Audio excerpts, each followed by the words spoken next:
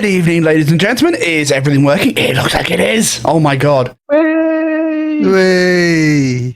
Can we get away from Lewis or a boo or something? Yes, hello. I'm going to throw this pop filter out the window. Oh dear. Live there. Oh dearie me. Someone's having technical issues and it's not me. We'll see when the alerts happen and you haven't turned them all off. Good evening, good morning, good afternoon, whatever the bloody hell time it is for you, ladies, gentlemen, and everything else that I haven't quite covered there.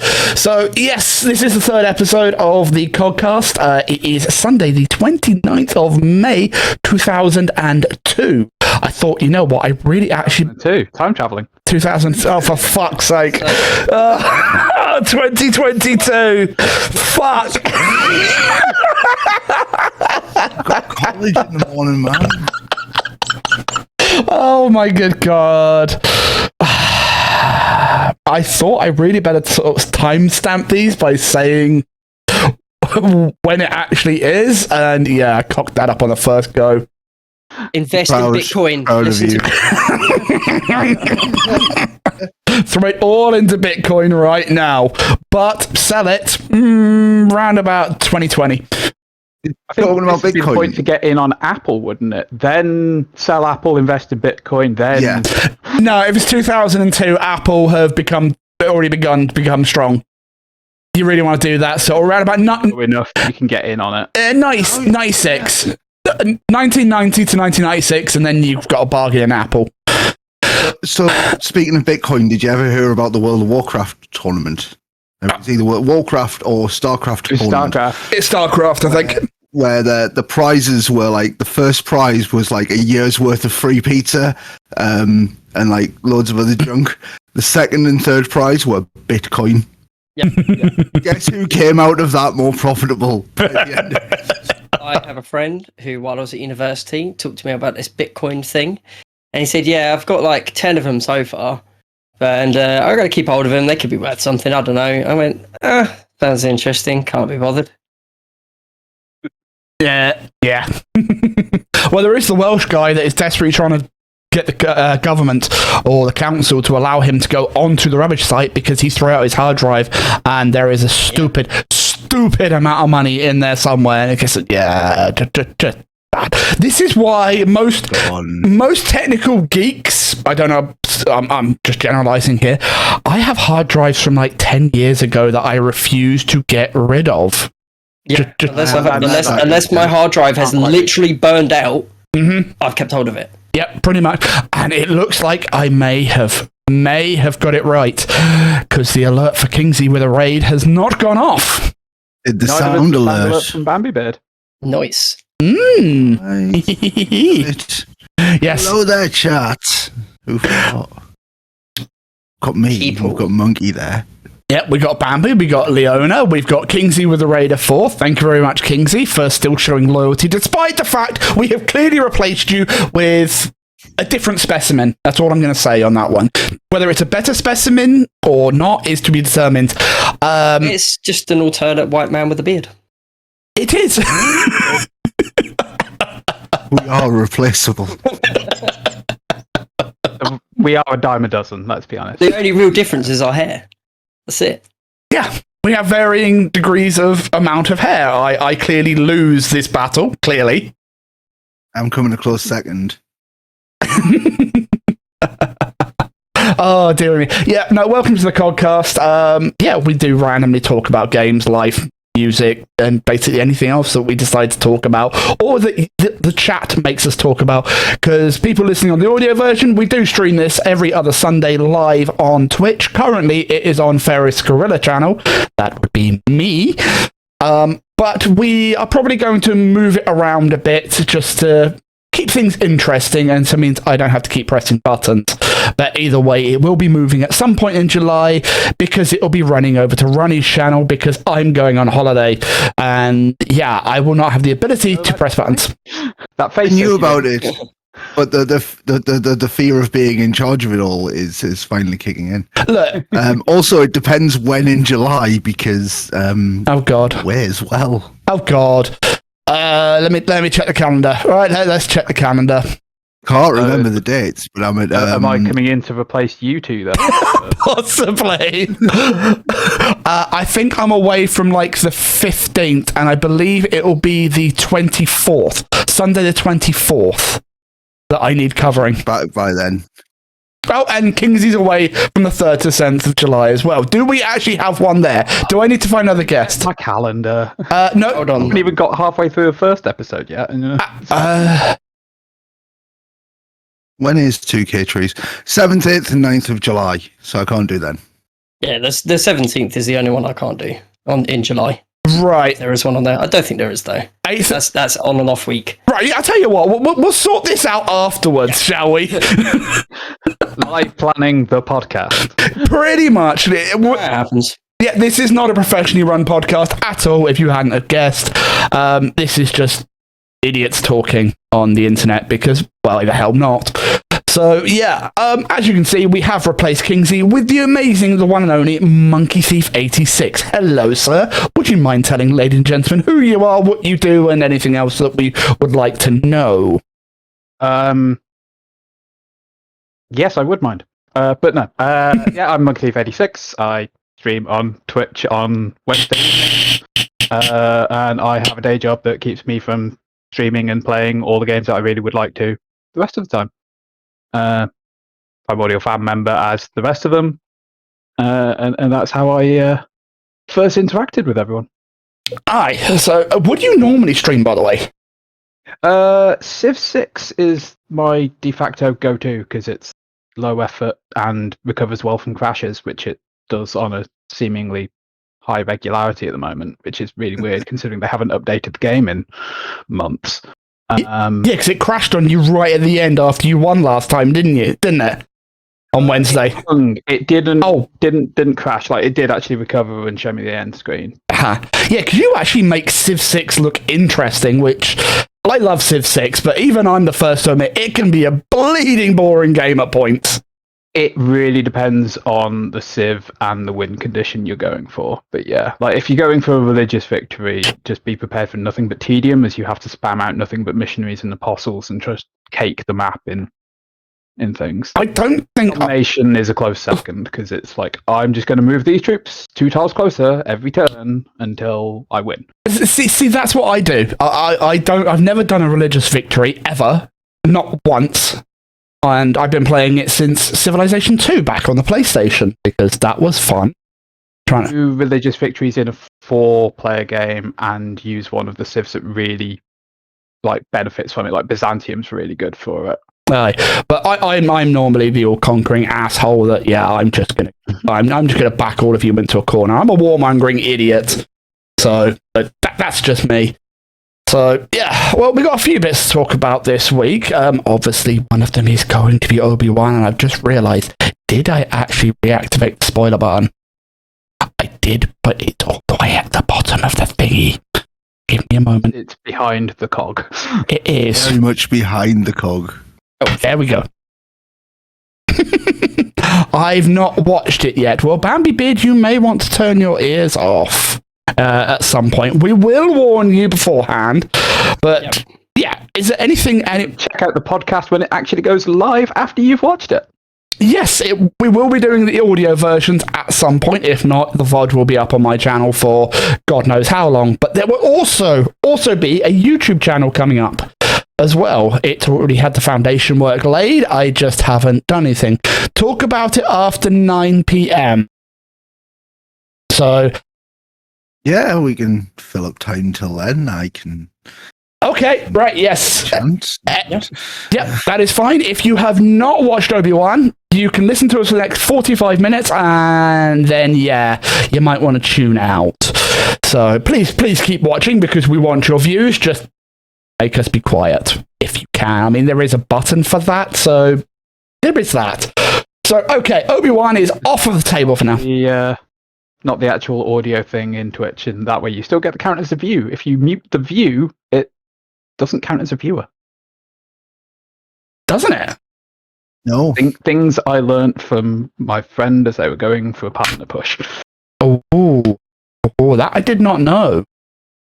That I did not know. You Chrome tab and stay in the channel, and you count as an active participant. But if you mute the video, you are no longer active. Yep. Yeah, because it's the same with like drops and stuff. So if you're watching a stream for drops, you have to have the audio on. You can turn it down to, I think, 2. Yeah. I think it's anything below 2 for an extended period of time counts as being muted. Yep. I just mute the tab, it's quicker. Yeah. And safer. Right, okay, so Obi-Wan is off the table. Who wants to start with something? There was a new Star Wars game announced. There was. Excited. I am 3? very excited. What, 3? Fallen Order was fucking fantastic. there's 3 been announced? I know of 2. Well, they've announced it's all in the same article. So they've announced the Fallen Order sequel. Yep, I still need to play Fallen Order. There's going to be an FPS come out that's being done by the same guy who co-created Medal of Honor. Mm-hmm. And there's the XCOM guys making a third one, a strategy one. Yes, because, Studio Bit Reactor, basically the lead guys from Firaxis who worked on XCOM 1 and 2 have departed from Firaxis, and they have now made Bit Reactor. And their first game is going to be a Star Wars-based, turn strategy-based game. They are looking to... By Medal of Honor, I also mean the very first Medal of Honor, not the redone one that everybody... All right, that's okay then. I was a bit worried for a second. Well, Kingsy, our sad person who is hanging out in the chat because we kicked him out, but he still has to try and hang around. Sorry, Kingsy. Too easy. I had to take that shot. I apologise. Actually, no, I take that apology back. I'm just a dickhead. I said there's 7 games altogether, isn't there? There's quite possibly, but then again... Knights of the Old Republic 2 got announced for the Switch. Christ. That must be a re-announcement then, because that got announced a while back. They had the first one. I think it's now that the second one is now coming out on the Switch. Yeah. And it's coming with the restoration mod if you want it. Oh. Which you absolutely should. Yeah, which you want. Yeah, you really want it, because it adds so much more to the game. Yeah. So you could not have it and play through the janky glitch speedrun version. That's also fun. But if I'm playing Old Republic, I want the story. Yeah, KOTOR 2 is one of my favourite Star Wars games ever. Yeah. The only game I like more is Republic Commando, but that's because I am an absolute fiend for anything involving the clones. Yeah, see, I loved the old Battlefronts, not the last 2 that EA did, but the other ones. I may have got the name wrong. That was back on the original Xbox. That was... There's Battlefront 1 and 2. Yeah, they were a lot of fun. Battlefront 1 and 2. Yeah. that they were the good Battlefront 1 and 2s rather than the bad Battlefront 1 and 2s that came more recently. Yes, yeah, the one... The recent Battlefront 2 wasn't that bad. Decent. I have it. I still need to try it. I tried Battlefront. It's actually quite fun. Have they fixed it after all the pay-to-win shenanigans? Very, very, very quickly. They everything involved in that. That initial... It's like the Xbox One. The initial public relations nightmare basically swamped any goodwill that might have ever been made up. And so all everyone could think of was that initial set. They could have changed the new Battlefront 2 to be the greatest game of all time, and people just straight up wouldn't have cared because, one, people have a fucking massive hate on for EA. Again, EA could put out some of the greatest games, and in fact do put out some of the greatest fucking games. Incredible games. Unfortunately, yet people will not fucking pay any attention because it has the letters E and A on the box. And you can't blame people for that. That is what they've made their brand to be, is seen as very much money grabbing. We just want to take as much money from you as possible and as quickly as possible. They are slowly changing, but every now and again they slip back. To them as well. A lot of the studios that people look back on as like, EA killed the said studio. The studio kind of folded in on itself. EA just happened to come in just before the studio folded in on itself. Yeah, Oh, no, there are certain to a point. studios. There are More some- studios took the talent out of them, took the IPs off them, and then is it any surprise that the studio collapses?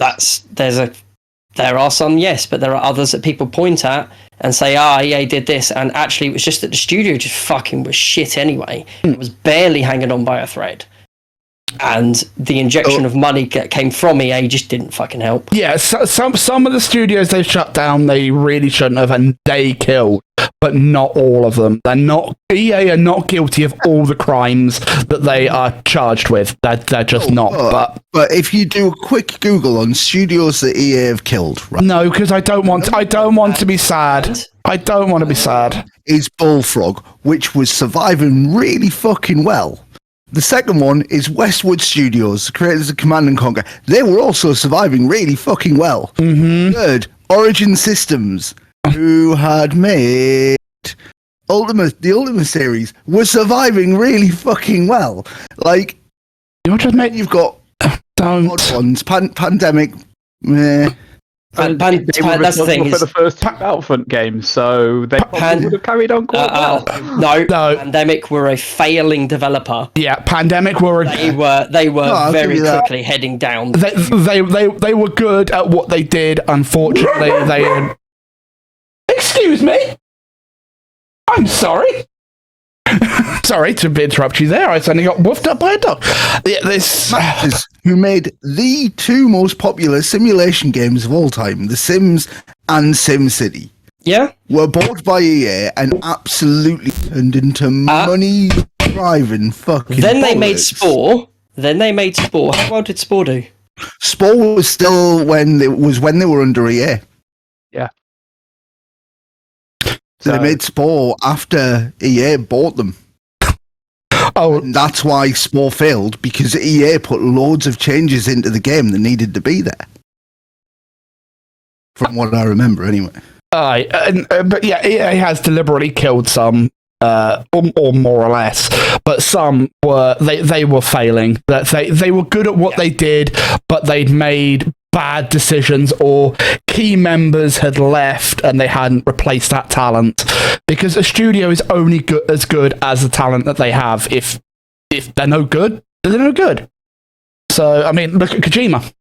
Kojima is fantastic and pretty much run everything by himself, although there was a rumor that he was going to go back to Konami, which Never happened. No, I didn't believe for a microsecond. Sadly. Well, if the rumors are to be believed, they basically had him locked into a room and he was escorted around the building to keep him away from people.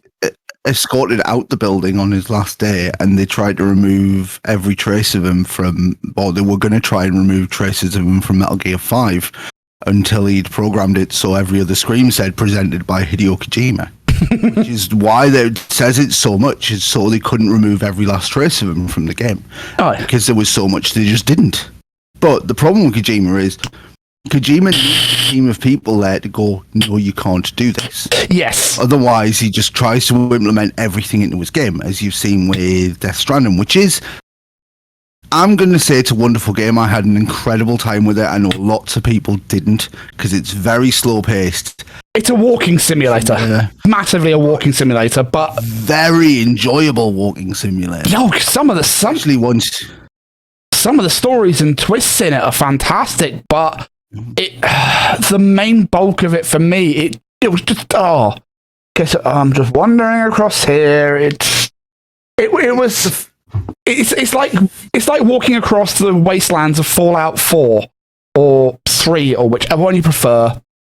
Right at the beginning when you've done it before, it's a case of Action in those. yeah. There is a bit more action in those, but it's just yeah. But you are right. Kojima does need to have be reined in a bit, but not as much as he was.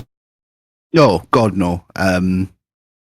They were horrendous with him, and they kept forcing him to make more Metal Gears, which is why by Metal Gear 5, it was very generic army simulator for a lot of it. And then they took him out of the project before it actually became Metal Gear, which is why you get a wonderful introduction that introduces fire whales and craziness and water and stuff, and then none of it is there for the rest of the game. It might be after like 100 hours. I don't know. I never got that far. But yeah, it was not fun.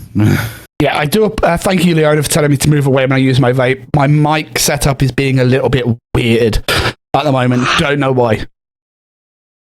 Okay, a sound alert tried to fire there and cut off.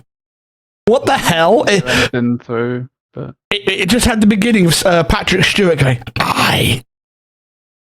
So Patrick Stewart is now a pirate, apparently. The whole thing is meant to be, I will make them pay for what they've done. But it just decided to go, I'm going to play. Oh, no, I'm not. No, I'm not meant to do that. So, yeah, even when you turn things directly off at the source, everything is off, it still does that. So this is why I put all my alerts through Lorion board. If I don't open Lorion board, nothing can happen on my stream. I think I may have to do that because clearly, I mean, when you go back and watch this, if either of you, any of you lot do, it just fires for a brief moment and then suddenly goes, "Oh no, I'm not meant to do that," and it's gone back in its box and is now cowering from me because I will take the stick out later and beat it. Also, Kingsley, we were right. The alerts were turned off, but they're still trying. Clearly, it is trying. That bet, because I knew that would happen. Clearly, I have done everything that I can, short of completely uninstalling them, but even then, I'm sure they'd still reinstall themselves and come back. But yeah, I mean, come on. If you're going to play it, just play it, not just do 1 microsecond. For God's sake.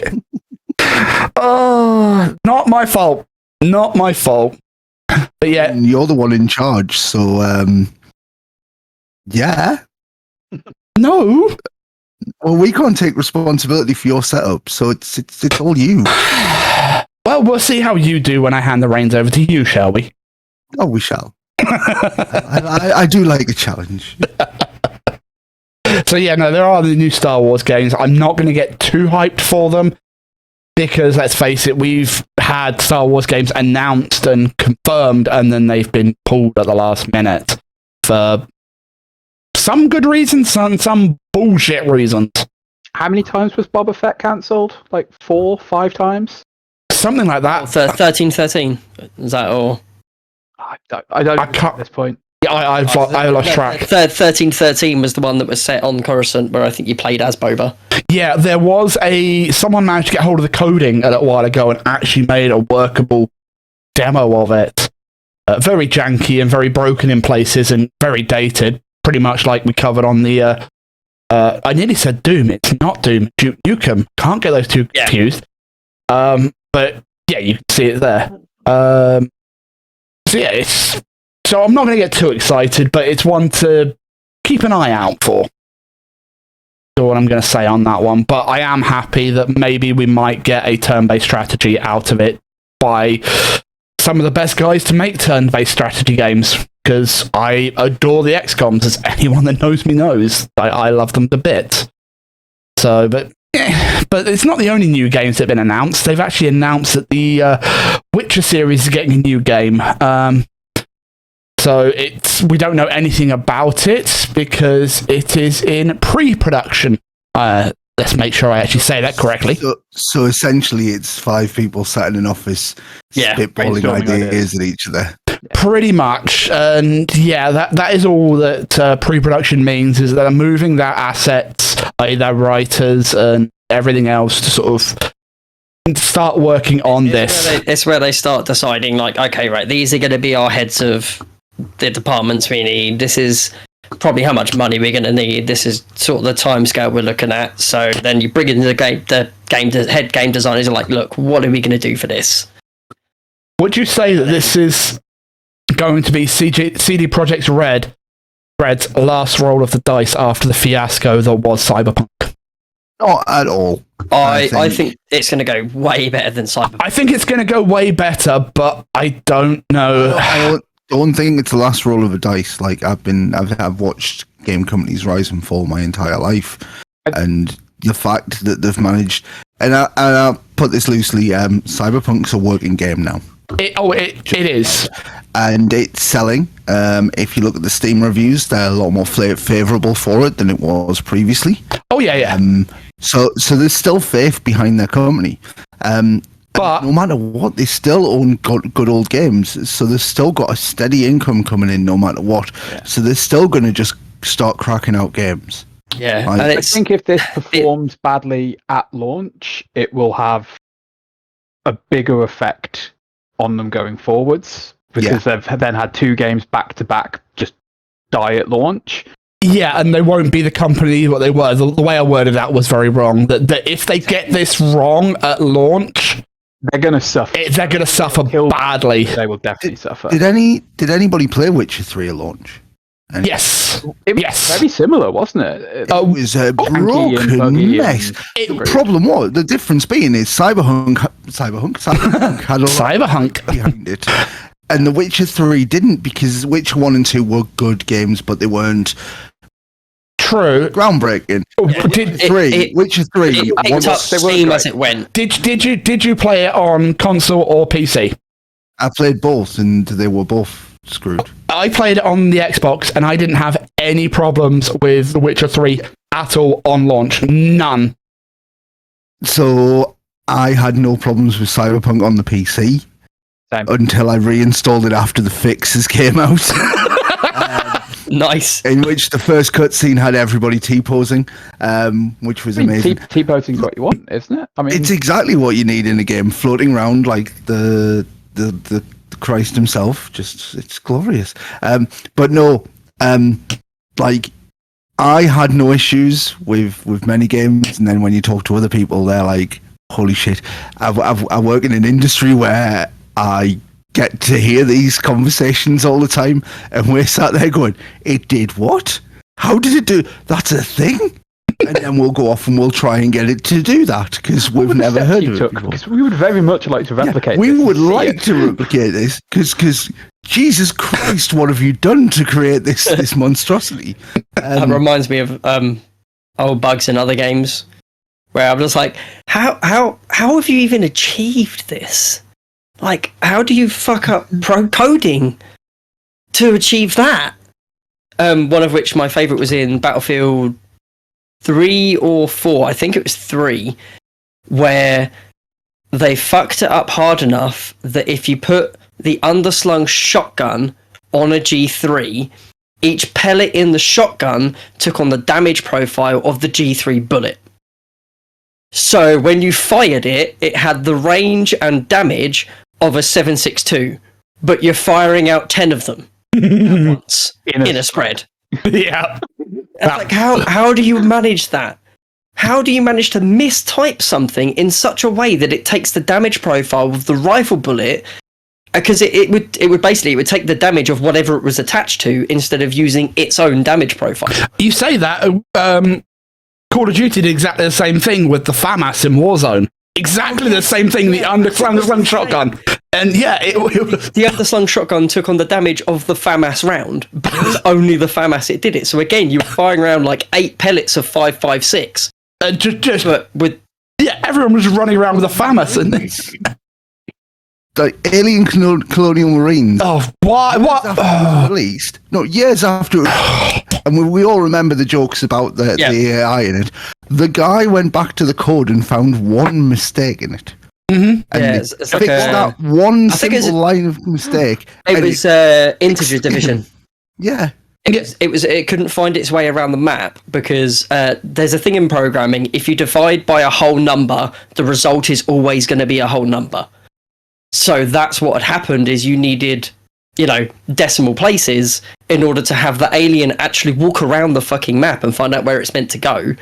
But because it was all whole number division and all it was somebody forgot to put in an extra slash. Yeah, they fixed it, but can we please never mention Colonial Marines ever again? Because it's wonderful. I mentioned Colonial Marines and how Randy Pitchford is a slimy fucking arsehole. All the money he got from Colonial Marines to make Borderlands. And then when Sega said, hold on a minute, weren't you meant to use that money on Colonial Marines? He said, It just makes me sad. It just makes me sad. It really does. I was so looking forward to that game. And we could have had a great game were it not for Randy Pitchford being an arsehole. And the thing is, it's actually gone and hurt the latest Aliens game. because that's all I was thinking when I saw it. I haven't played Firestorm or whatever the hell it's called. Fire Team Elite. Fire Team Elite. It's not bad. I have it installed. I have it installed, but it's just. Oh, no, I don't want that level of disappointment ever again, and it just makes me sad. Just makes me sad. So I realised I should have worn a different colour T-shirt, and then you could have seen the cat on my shoulder. I'm happy to talk shit about Randy Pitchford any day of the week. That guy's an arsehole. Yeah, I installed it. He was playing it. It's why I won't buy. You reinstall it, and I'll play it. Okay. Borderlands 3 was free. I didn't want to play it because I'm not supporting Randy Pitchford because he's an asshole. Yeah, I understand that one, and I've started playing Borderlands 3, and I'm just playing a Borderlands game. I was just wandering around going, you know what, I'm a little bit bored. I played the hell out of 2 and absolutely loved it, and it helps that Anthony Birch, who wrote the story, is somebody I actually know. He's a very, very funny guy, and the story for Borderlands 2 was fantastic, as was the comedy. And it was just a pretty decent game, but I just got bored of Borderlands 2's, like, the DLCs were, here is giant monster for you to fight. Yeah. Here is there's another giant monster for you to fight outside of, like, the storyline bits. I was like, it's not what I play. I play to shoot psychos who run at me, screaming, kill me, shoot me in the face, come on! Or naming a hole in the wall a wall sphincter. Yeah. Which is still one of my favourite bits in any game of all time. And then stupid stuff like Butt Stallion. It's Borderlands 2, the DLC, just, oh god, I got bored of it. And like then the Tiny Tina one. It looks good. Far enough in to play that. It looks good and sound. Do you mean the new one or the DLC? The DLC. The DLC wasn't bad. It wasn't bad at all. And I mean, it has spawned the new one, and it looks good. It does look good, and I'm hearing good things about it. But then I just don't want to give them money. No, I don't either.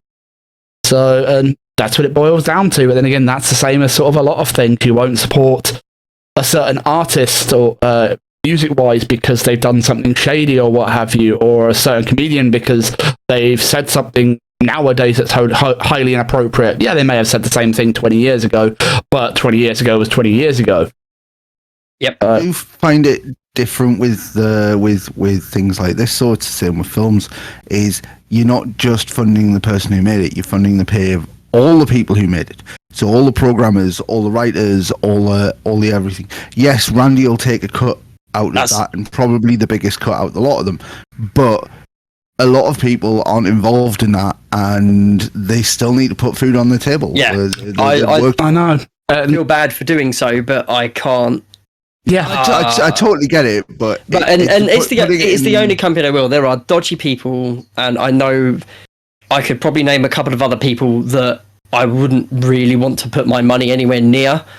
I feel terrible that I'm even thinking of buying this year's Modern Warfare because holy crap, Activision is a hellhole company with hellhole people at the helm, but at the same time, the developers involved, they kind of deserve my cash. Yeah, but that's the age-old saying. The same. Diablo 4, like. So Blizzard, I could never support Blizzard again. Activision thing of like the Activision side may be fucking awful people, but at least they weren't doing cube crawls. At least they didn't go to conventions and go into their Crosby room, as they called it. Like when balancing the two of them, Activision are general regular awful US company. Blizzard take it a step further. Yeah, but then again, that's the thing. Going back to Randy, one bad apple spoils the whole bunch. Yeah, and that is the problem. And yeah, I'm sure there are very good people working underneath him and for him. But yeah, the thing is, you'll always put your money where you want to. That's the thing. You get a bad reputation, and it can affect it badly. So swinging back round to Cyberpunk, CD Projekt Red. if they mess up this new Witcher game, it's gonna hurt them. And they will continue and survive, but they won't be held in the same light. Pre-orders will not be as high as they would have been. Genuinely don't think it'll hurt them as bad as you think it will. I hope not. For a bad launch. Every game they've launched has been terrible at launch. Like, everything that's came out of that studio has been fucking god awful at launch and required many, many, many bug fixes. Cyberpunk only got the big attention because it got attention all the way through its production. By the time it came out, it may as well have been the new religion of video games. People would have promised everything. Yeah. But it's the Peter Molyneux effect, isn't it? Yeah. It's I will promise you the world, and then I will deal with the death threats afterwards. Because give it 6 months, a year, I will promise you the world again, and you'll still run out and buy my shit. And that's happened with every single every single Peter Molyneux game so far. And he'll go, I'm making a mobile game where you tap monkeys. From Fable onwards. It was after Fable 3, I think. He'd kind of lost a bit of his magic. Yeah. Dungeon Keeper, like his last one with Bullfrog, like he didn't promise the world. But then again, there wasn't as much media attention on games at that point. Like Fable was the first one I remember where it was like, oh, you can chop down a tree, and as time goes on, it won't be there anymore. Or you can plant a tree, and it will grow. And then when you come back later, that didn't happen. that still hasn't happened, from what I can gather. I once heard a story of the Fable 2 developers. Just towards the end of development, he'd been interviewed by a magazine and was like, "There's a dog," and like, one of the developers rang the studio and was like, apparently there's a dog. Yep. We need to program a dog in now because he's telling people there's a dog. Like, he's a nightmare. But a lot of studios are the same. Like, he is, in his current set of work, banned from doing unsupervised media interviews, which I find hilarious. What is he doing now? Because I heard he was doing that 22 cans thing, where he had the Tappy mobile game that was meant to give somebody a prize. And he did. Was the money. He never got the prize. He got the prize. He got flown out. I watched a documentary on this one. He got flown out. He got to participate in the pre-alpha of this other game, and his name's going to be in it. If that game ever comes out. No, the game's out. It's Goddess. Oh, which one was? Because it there was definitely, and there was a charity. There was a charity that ended up giving this kid an actual prize because they were like, "You've been told you're getting all this stuff, and your name's been all over the press, and all you're getting is shit because this game's terrible, and you've not got anything from it."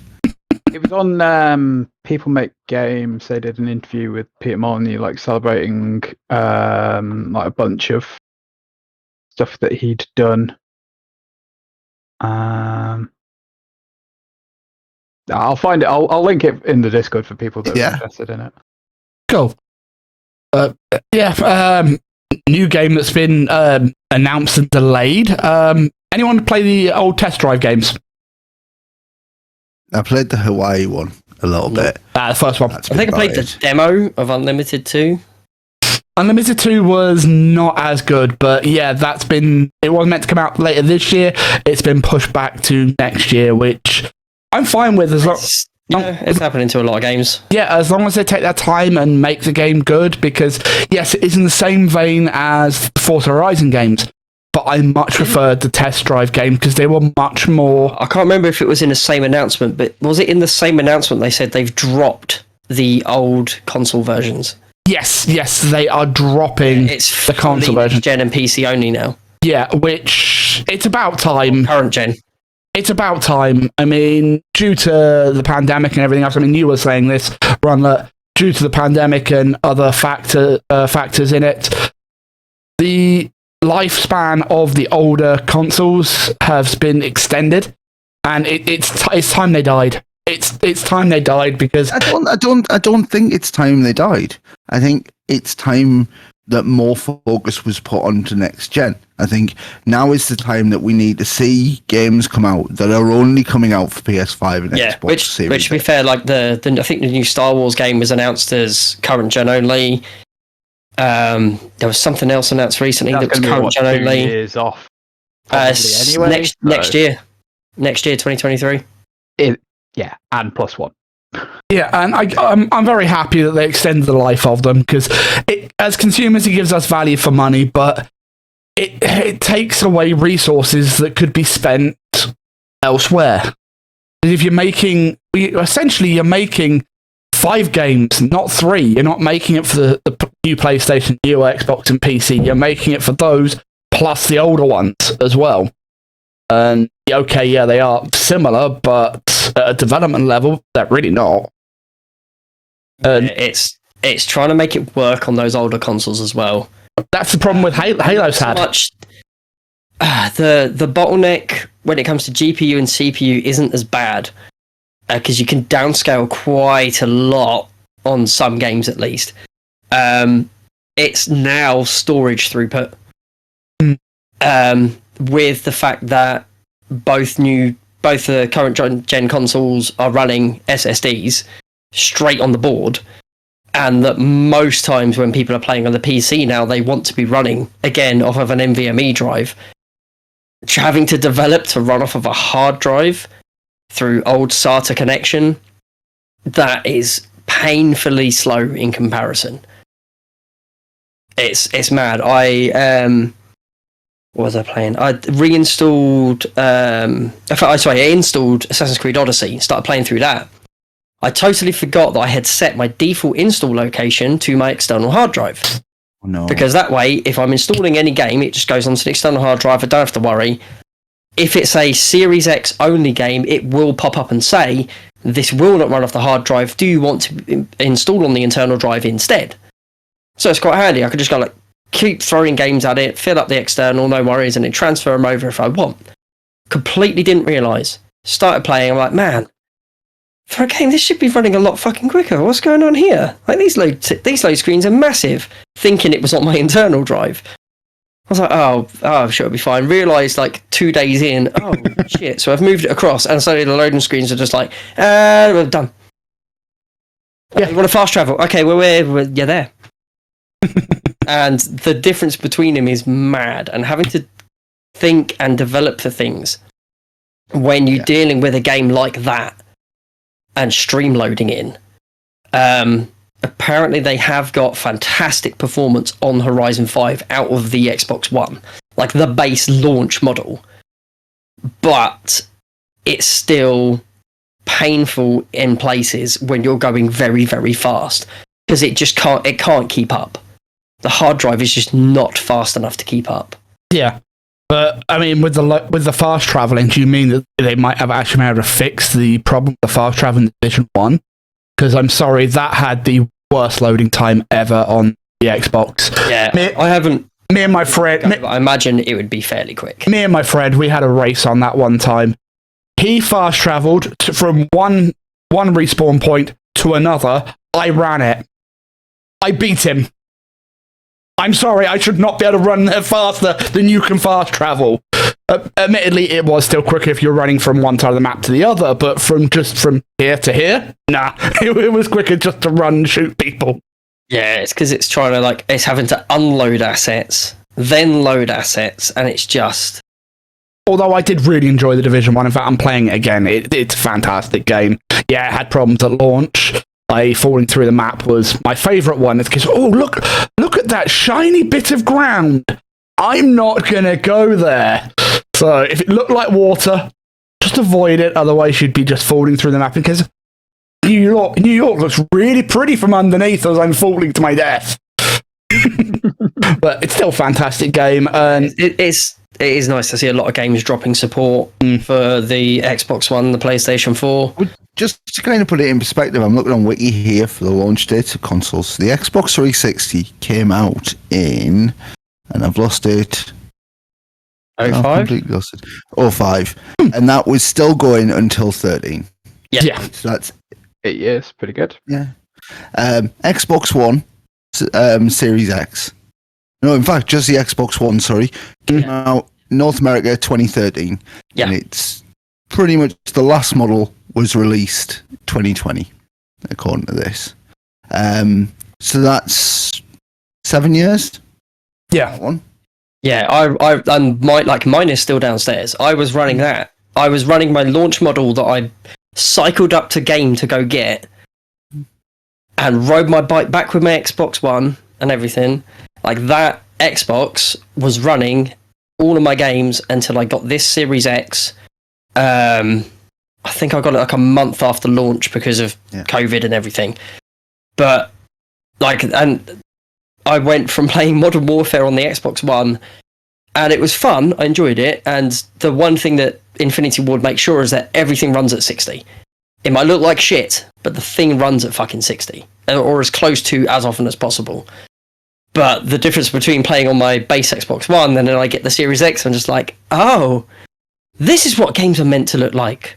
I can't imagine what you felt like, because Same as and Destiny 2 as well. Actually, Destiny 2 looked good on an Xbox One. It did look pretty good. It also ran in 30 frames. So when I booted it up on my Series X with all the full upgrades and went to the options and went 60 frames, thank you. It's a fucking completely different game. I went It's so much Destiny better 2 looking on the Xbox One, because I still haven't got a Series X. I don't think I'll be picking up a console, but I got it when it went free to play on Steam, and it's night and day between the two. Yeah, Bungie works some serious magic on that game. Oh god, yeah. To make it look as good as it does. Because I went from playing on an Xbox Series X, the Scorpio version, because my HDMI died and still under warranty, so sent it back. And thank you very much to the service people in Germany for dropping my console and putting a dent into it. It came back with an extra dent. Because and for that time I was still streaming, and I had to jump back to my original Xbox, and I was playing Warzone. And I take my hat off to you there, Lewis. Yeah, because when I just did that little jump, it was still in the same generation, but vastly different power between them. It was a case of, how the hell are you seeing things all the way over there? I'm struggling to see things in front of me because it's so goddamn blocky. Yeah, Warzone on the base Xbox is an interesting. It is. You ain't sniping, I guarantee you that. I did all right. Yeah, but but to be fair, it's because you can literally look at it, and because it compresses it so much that the 3 pixels that are the guy are bigger, because it's like you're running 720p on a 1080p screen, so those 3 pixels are a little bit bigger than they should be. Yeah, because you can just sort of go like, oh, there's a dot moving. Wonder if that's a guy. Yeah, I was being shot, and I got down, and I was playing with Cheeky, and she was sort of, where is he? I don't know. He's in a bush over there somewhere. I cannot pinpoint him exactly because he's just a bunch of pixels. So he's there somewhere in that general area. So whereas when I'm playing on the normal one that I play on, it's a case of, right, he's there. He's right there. So he's 2 centimeters away from that twig. So, but but yeah, I can't imagine what you were like jumping from a base Xbox to a Series X, and it was like going from the 360 to the Xbox One. Yeah, and I went from my launch 360. Well, I got a second batch, so 6 months in, I got a second batch 360, and I went from that to my Xbox One. So like, I didn't even run like the 360S or the one that had the slightly updated chipsets or whatever. What argument are you having in chat right now with the replaced one? He's calling us all snobs. Why? I mean, he'd be correct. Because we're talking about our better consoles than him, because he won't go out and buy a new one. I'm sorry, I'm running on my Xbox One X because I sold my Series X because it wasn't being used. It was just sat there. It was I got my Series X on All Access because I wouldn't have it otherwise. Yeah, I've got a PS5 that I bought with my flatmate at launch because we accidentally jumped to the front of a queue without realising it. So I didn't really want to back out of it at that point. And it hasn't been turned on for... When did Spider-Man come out on the PS5? Oh, good God. Much. So yes, Incentive. Oh, dear. No, I lie. I played Riders Republic on it once and then played it on the PC instead. Yeah, I mean, I can understand you getting a PS5, but if you're looking at getting an Xbox and you have a PC, a decent PC, don't. Just don't. I mean, I use my Xbox currently to play Warzone because I don't want that monstrosity on my PC. I just don't. It's fine on the Xbox. I can deal with it. So, well, luckily, when the new one comes out, it's supposed to be a separate client to Modern Warfare 2. They will be completely separate games. yeah, but I will probably still go and then buy it on PC because I am now much more gravitating towards PC gaming than Xbox. I've gone full circle. I was a PC gamer back in the day, and then money became an issue, so chasing the mythical dragon of upgrades became impossible. It just became impossible, and it was back in the day of you really needed to have the right stuff to run a game, even in its lowest setting. Otherwise, it just went. I was a PC gamer. Then I was a console gamer because of console exclusives. Yeah. Now I'm back to PC gaming because most of those console exclusives are now on the PC. Yeah. So I don't care. Like the one Halo is why I had an Xbox. Yeah, same. Halo. The one thing I'm missing is Spider-Man because I don't have a PS4 or a PS5. Literally, the only reason I have a PlayStation is because of PlayStation exclusives, things like God of War, Spider-Man, that zombie game. God of War, I only have to go onto Steam now. So yeah, but I know my PC won't play God of War 2 as well as that device that it's built for in the front room. So I'm just going to wait and play it on that. But how else will you play with Thomas the Tank Engine as Kratos? That mod's incredible, by the way. It is. Been some wonderful mods put out for that lately. Have you Simpsons one? I was about to say, have you seen the Simpsons one? After it released, they had Simpsons. With Ned Flanders as the bad guy. That's fantastic. Incredible. Have you seen that fight? The big proper fight. It's fantastic. It's just beautiful. Complete with the voice acting. There's a way to do mods. There's a right way and a wrong way. They've done it the right way. It's spectacular. When I do get around to playing that game, I am installing that mod immediately. Just sidetracking on the mod talk. Fallout 4 Point Lookout. Has anyone seen that at all? No. So there's been a team of modders that have been recreating Fallout 3 in its entirety in Fallout 4. They have dabbled around with the main part of it, but they decided to go off on a little bit and do Point Lookout because it's the smallest geographical mod for or DLC, sorry, for Fallout 3, and they've done the whole thing and released it in Fallout 4, and it works beautifully, and it is so much fun. I will have to go and check that out. I kind of haven't touched Fallout 4 for ages because it was just a disappointment. Yeah. From the word go. Everything was telegraphed. It was just telegraphed. And then the settlements, cool idea. Poorly executed in my book. And that's why I love the PC version, because you've got mods that take those good ideas they had and actually execute on them. Yeah. So you've got Sim Settlement and Sim Settlement 2, which let you really change up how the settlement system works. Like you can go, you can have a plot of land here on my settlement. Go and build what you want. Or you three, build me a farm, build me 2 houses. Jobs are good. I'm just going to leave you in charge. I may have to go check that out. Back and then I can tweak it later. And you can completely throw up and throw down everything. You can import pre-generated settlements from people into it and just throw it up. So if you see something you like, just rip it straight off the internet. Couldn't do that in the base version. Blueprint settlements. I may have to look at that then, because parts of it were fun, and I've played with a couple of mods, but yeah, that would actually really sort it out for me. Fallout 4, I'd say, has the best gunplay and the least good RPG in the Fallout series. Yeah, 100%. you've hit the nail on the head with that one. And having Point Lookout, which is some of the best RPG in Fallout 3, and they've stayed faithful to it completely. Like, they had to jimmy things around with skill checks, because obviously those don't exist in quite the same way, but that's still there. And you can get like the expanded text option, so you can see exactly what you're saying, like you used to be able to in Fallout 3 and New Vegas, and just go into the place and be like, yeah, I'm going to go on a hallucinatory trip and go through the swamps, because that's always a good time.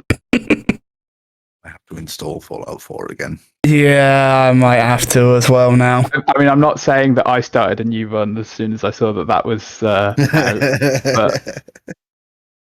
but Well, good news on the PC front anyway. Looks like the chip shortage might be coming to an end, or the beginning of the end, because Bitcoin and all the other ones have taken a nosedive recently.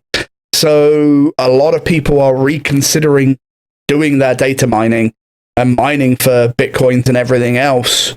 So the demand for all of our wonderful graphics cards might coming down and plateauing a little bit, which about bloody time. It's gonna take a while. It's going to take a while.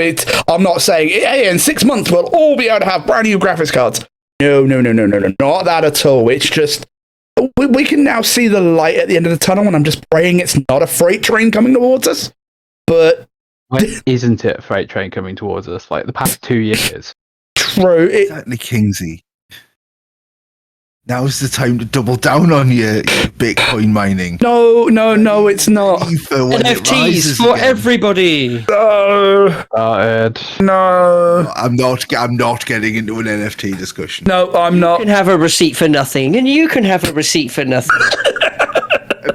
Very quickly, have you seen that Seth Green's new show has had to be put on hold because it's NFT based, and the main one has been stolen or has been bought? And he can't use it anymore, so he's not going to do the whole thing. That's the I have best no thing ever. sympathy. It's wonderful. Oh, what the? Oh. So moving on, because I know you're all desperate to talk about it. We are after 9 p.m. I had noticed. Hold on. Just before, the Halo TV show had its finale last week, and I have to say, it's a TV show. Was there more sex? No, there was only one time that we got to see Master Chief go balls deep in some chick.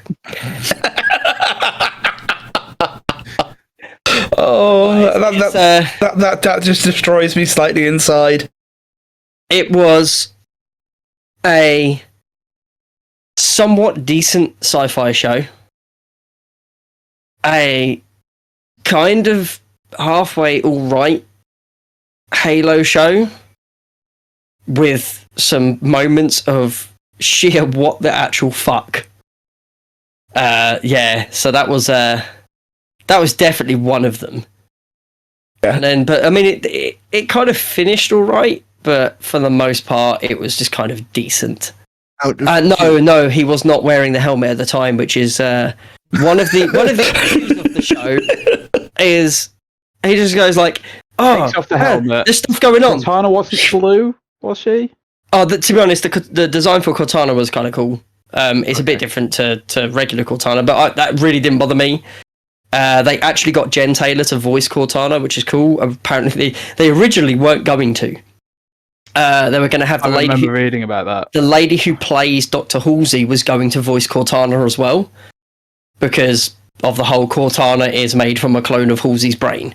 But instead, they actually went with Jen Taylor, and that's what I mean. Like, it's an okay adaptation. There's some really great bits to it. There's some really, really, really fucking awful bits to it.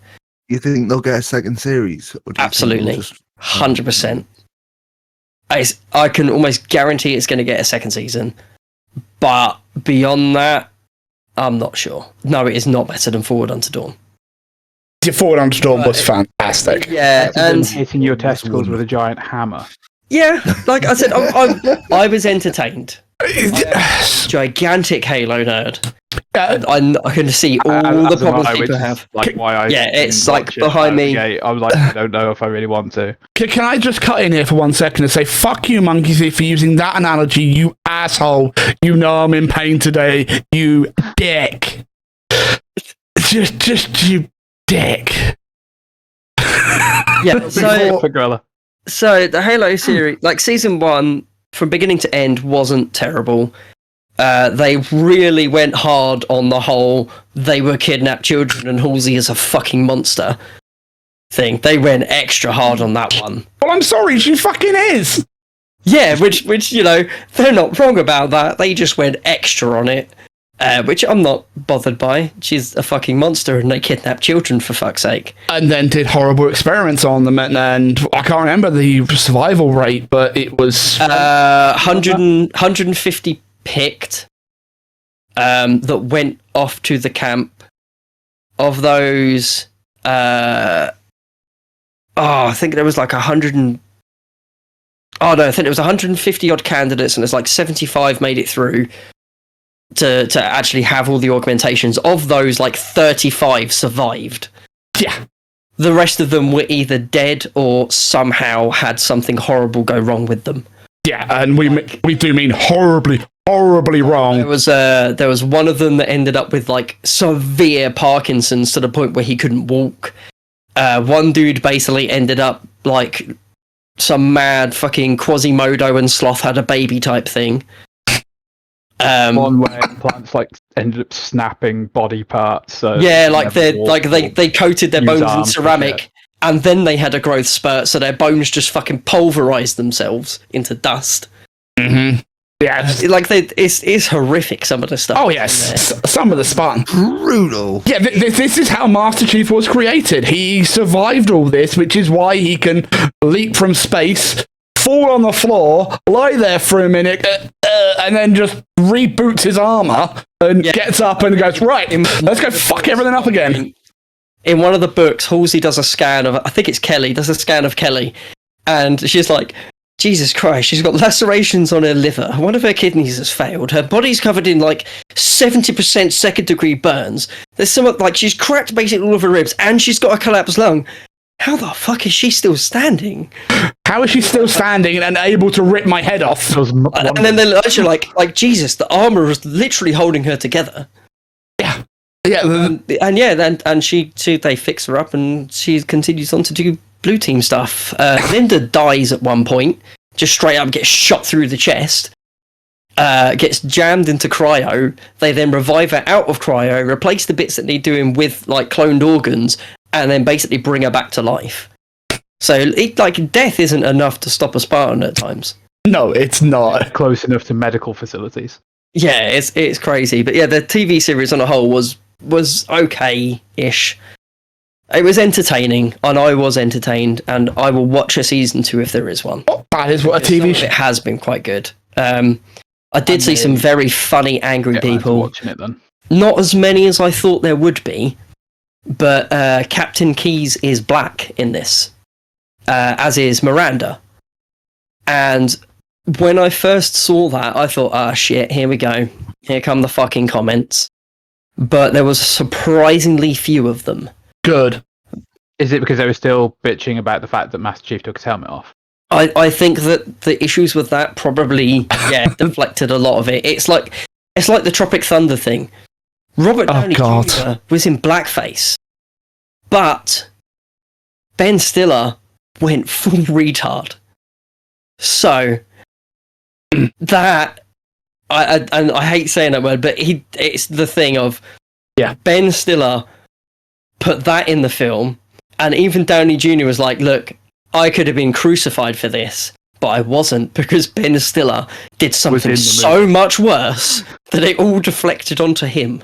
Yeah. It's a similar thing. It's like, yeah, sure, Captain Keyes is black and so is Miranda, but nobody gives a shit about that because Master Chief takes his fucking helmet off. But have you noticed the heat that Robert Downey Jr. is now taking because of that film? That people are trying to kick off about it because go away. Just go away. Yes, okay, he was in blackface, but if you actually go and pay attention to why he was in it and what is said during it, you understand. It's mocking the actors who do shit like that. Yeah, completely and utterly. It's not mocking black people. It's mocking the assholes who do shit like that. Yeah, exactly. And I was fine with that. And I will be honest, it took me a while to realize it was him. Not gonna lie. I knew it going in. I didn't. Before the I didn't watch the film. It clicked about halfway through and went, what? The one that took me ages to get was fucking Tom Cruise as Les Grossman. Oh, that I got pretty quickly. But yeah. So, but anyway, it is after 9 o'clock. So before you go into your Star Wars, Stranger Things season 4 is out. Yeah, don't say shit. No, because that's a lie. That's a lie. 7 episodes of Stranger Things season 4 out. There are 2 coming on the 1st of July. 7 episodes are part 1, and part 2 is 2 episodes, and they're longer episodes. It's fucking like 2.5 incredible. hours. Is it? Yeah. Oh, is it? Are we actually getting a season 5, or are they going to be the wrap up? I think it's going to be. I don't know at this point because there's still a lot more. That's the thing. I know there were supposed to be 5 seasons total, and the plan was always for 5 seasons. So I think we'll still get the 5th season. I think. Oh, okay. This is the way the story's played out has been wonderful so far. Without spoiling it, I was about to say, are there any spoilers? Yeah, I two major plot arcs. There's 2 major plot arcs going through the first part of the series, and both of them wrap up at the end for the next 2 episodes to be like, right, we've done this, we've had a bit of time, and then this is going to happen. Cool. But yeah, it's thoroughly enjoyable. The cast are incredible. The random appearance, and it's been advertised everywhere. It was in all the trailers of Freddy Krueger. Robert Englund is wonderful because it took me about half an hour to go, holy shit, that's Robert Englund, despite the start of the episode being like, starring Robert Englund. It was like, where is he? Oh, it's the main person in the episode in lots of makeup. Excellent. But yeah, absolutely wonderful. I know that, Gorilla, you haven't seen any of Stranger Things. Nothing. Your homework is to watch season 1. Yeah, I know. My plan was to watch the 3 seasons leading into the 4th coming out. I wasn't even aware it was out until like yesterday. Leona popped up Netflix and went, "Oh, Stranger Things is out." It's like, oh shit. Because you should watch it as well. I've spent the last few weeks watching SWAT because I've been enjoying that. Yeah, it's actually a really good show. I actually do enjoy that one. And to answer your question, Alex, because I don't have time at the minute. I just don't have time. Get time. And I have no interest in seeing it at the minute. It's like I have not seen any of Game of Thrones because I have no interest in seeing it. Will I see it at some point? Yes, I will sit down and I will give it a chance. I watched a show for you. Also, Stranger Things got me in trouble at school. Like my child's school. Because Ted watches YouTube and it's heavily restricted. I keep a close eye on what he's watching. He has his own YouTube account that's set to like a kid, not YouTube Kids, but it's set as a kid's age account, so it blocks a lot of stuff already. Yeah. I've subscribed him to a bunch of creators that I'm okay with, and then I used uBlock Origin to delete the subscribe button. After a couple of months of having to go through and unsubscribe from like 70 channels each time I do it. But and when I see him watching stuff I don't like, I'm like, that's not happening, and block it off his account. But what a lot of the creators do is they take characters from other media and they make videos about them. So one of the videos he watched, as an example, was a bunch of guys raising demo dogs in Minecraft, but having to run away from a Demogorgon that's chasing them, and if it grabs them, it takes them to the upside down. So that's like his experience of Stranger Things, is knowing that the Demogorgon is a character that if it comes and grabs you, it will take you to the upside down. And there's also the little things called demo dogs, because he's seen more than a few videos involving them. and he was asked to draw something at school, and I think it was for the Mother's Day card. He was asked to draw something he really likes. So he drew a Demogorgon. I made it extra scary for you, Mummy. So we got told, excuse me, could we have a chat about why he knows what a Demogorgon is? Because at first she said, is that a D&D thing? Which was great. Leah loves the idea that the teachers think that we're a D&D family, which is great. To be fair, knowing you, I wouldn't put it past you. Yeah, but it's the Demogorgon is from D&D. Yeah, like it's whatever. But yeah, he loves the Demogorgon. It's not within reach, I don't think. But my brother-in-law went to the Lego store and actually bought him a tiny little Demogorgon minifig keychain thing that he loves. And yeah, Stranger Things got me in trouble. Would that be Tom? Yes, Tom. Of course it would. For him. Of course it would be Tom. He also got him like this totally cool Ninjago mech at the same time. That's awesome. But That is awesome. yeah, but as yeah. Can Tom go to the Lego store for me, please? He also got me. There's I can't reach it. I put it up top, but there's a I cannot remember the name of it right now. The name of the ship from The Mandalorian, the first season. The little one. He got me like the little one of those with Din Djarin. Razor Crest. Like a Din Djarin minifig. Razor Crest. Yes, the Razor Crest, like a mini Razor Crest. It was awesome. Yeah. Right. Anyway. Spoiler alert. Obi-Wan is coming. And yes, to answer your question, Alex, yes, you did watch a show for me, and thank you very much. Do I have to continue watching the show? Like, that's the biggest question I have. No, you 4 more episodes. you don't have to. You don't have to if you don't want to. It's a 6-episode thing. Not lying. That was a very slow 2 hours. Bear in mind, yesterday I watched 3 episodes of Stranger Things, took a break and watched 2 episodes of Obi-Wan, and then watched 4 episodes of Stranger Things. And Obi-Wan, those 2 hours seemed to take longer than the 4 episodes of longer episodes of Stranger Things. Yeah, right. If you've got the spoiler alert up, I've played the foghorn, so yes, no bitching that we're spoiling shit for you at all. By all means, discuss away and say exactly what you mean and reference things as much as you like. This is not going to be a spoiler-free talk.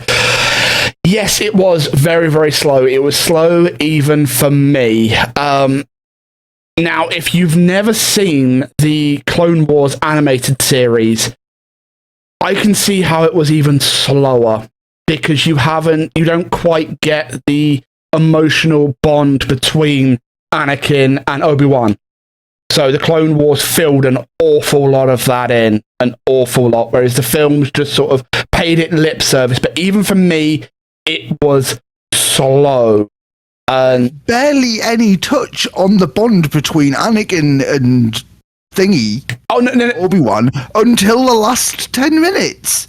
So that's not an excuse for it to be slow. It was just a very slow TV. They're not deliberate. They're not bang it in your face touching on it, but you'll understand. They're sort of teaching you why Obi-Wan is so broken from the person he was in, say, the Clone Wars and the films. Why he is this broken man. And it's because... It's like the recap, actually. That was quite... The recap was very, very cool. As we were watching through it and it gets to, the whole fight, I have the high ground, I'm there, and he says a couple of things, and I'm like, you missed it. You missed the most important line in all of that. You missed... And then it goes, I was your brother. It's like, yeah, that's the line that you missed in the bit before. It's fine. Yeah, it was very slow, but it is setting it up, but... It wasn't as good as I was hoping. It really wasn't. But parts of it do look interesting. It's like we didn't need the whole bit about Leia being rebellious and doing what she wanted. We didn't need that. Could nobody catch a 5-year-old? Yes. Yeah. Yes. I've got it in big bold letters. Like, apparently adults can't jump over branches or duck under them. did you notice how close the guy, just before she went under that tree, how fucking close he was to her? It was ridiculous. You could see the guy physically pulling up. It was just... But Leia has given us the most merchandisable thing in the entire fucking the little Star Wars There's universe. always something. Mm-hmm. Always something. Every Star Wars, anything that comes out will have something merchandisable. Yeah. That Lola, like 100%, is going to be the biggest merch from this. Guarantee you. Yeah, pretty much. So, but yeah, it wasn't as good as I was hoping. That it is laying the groundwork for something more, I'm hoping. And hopefully this starts to ramp up a bit. It is set at the exact... Well, I said exact... Almost the exact same period in time as I think the new game. So, Cameron Monaghan, the guy who plays... what's his face from Fallen Order... The new game is apparently set around basically the same time, so we may see Cameron Monaghan pop up. Maybe. That could be I've really just cool. popped a link in the chat talking about toys. And yes, Hasbro have already announced a Lola toy Of course. this Christmas. Of course. And yes, we can talk about the Clone Trooper. The Clone Trooper I found interesting and also very wrong at the same time. Because that Clone Trooper... One lying on the floor. Yes. That Clone Trooper would have looked at Obi-Wan directly in the eyes and would probably have... Well, he may not have spent a lot of time, but he would have known who the main commanders of the Jedi Order were. And Obi-Wan was... 501st as well. I didn't know... That's canon. I didn't notice the armor. I did not notice the armor. And I checked on Wikipedia for this one. He is confirmed as having been from the 501st. Then he would... I mean, to be fair, he looked pretty fucking old and run down and fucked. Yeah, but still, you would still recognize... It's very likely they put spice out everywhere in that episode. That trooper is fucked off of his gourd on Space Myth. Yeah, and the armor markings alone do tell you that, but I did not pay attention to the armor at that point. I realized a minute ago I hadn't paid attention to it. My guess is that basically he's been so off of his nut on Space Myth for so long, he doesn't know who's standing in front of him. Quite possibly, but Greg, Yep. girl that's giving out the spice, that's Ewan McGregor's daughter. Oh, cool. Nice. He's made his daughter a Space Myth dealer. When she says, like, I was somebody's daughter as well, it's just like, that's her telling her own dad. Ow! Then slipping him some meth.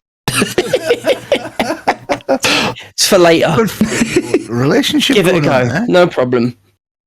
Yeah, I did have problems with it, but I'm going to overlook a lot of them for now and see where the next one goes. But I can see, one, why they delayed it, and two, why they went, because we've delayed it, you can have these two, because if they'd given us just the first episode, this would be a very... Disney Plus always put 2 episodes out the first week. No, they don't. Yeah. No, we haven't. No, they don't. Not for any of the other series. Nothing else. They have done with all the Marvel stuff. The Marvel stuff, yes. The Star Wars, no. It's been 1, which is why I've had the habit of not watching it when it first comes out, because often 1 is not enough. But in this instance, 1 really, really wouldn't have been enough. But my main gripe is we didn't need to see all those bits on Alderaan. We did not need all of that.